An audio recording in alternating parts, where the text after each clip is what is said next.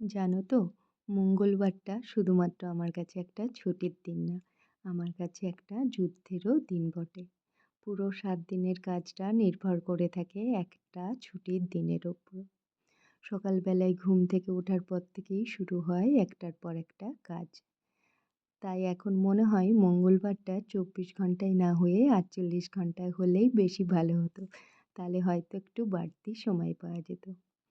আজকে কিছু কাজ নিয়ে বাইরে বেরিয়েছিলাম, ফিরতে অনেকটা লেট হবে বলে লাঞ্চটাও বাইরেই করেছিলাম। তারপর বাড়িতে আসি, একটু রেস্ট নেওয়ার পর বোনদেরকে নিয়ে আবার গেছিলাম বহরমপুরের খাদি মেলা।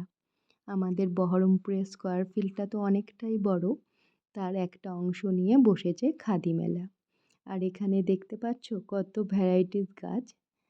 এত লোভ লাগছিল গাছগুলো দেখে, এত ভ্যারাইটিস কালারের গোলাপ ছিল, কিন্তু সাহস করে নিতে পারলাম না। এখন তো শীতকাল, ঠিকঠাকভাবে গাছগুলোর যদি যত্ন না করতে পারি তাহলে একটাও গাছও বাঁচবে না। তারপর মেলা থেকে বেরিয়েই দেখি এই কাকু ভেজ চাট বিক্রি করছেন। তো নাপিসা বলল, আপা খেয়ে দেখো, ভালো লাগবে। ও এর আগে নাকি খেয়েছে। তো 1 প্লেট নিয়ে নিয়েছিলাম। তো খেয়ে দেখলাম সত্যিই খুব ভালো ছিল। তারপর সেখান থেকে বিশালে যাই, কিছু কেনাকাটা ছিল। বিশাল থেকে বেরিয়ে দেখি এই দাদা মোমো বিক্রি করছেন। দাদার ব্যবহারটা খুব ভালো ছিল। তাই 1 প্লেট মোমো নিয়ে নিই, আর নাপিসার নেয় 1 প্লেট দই ফুচকা।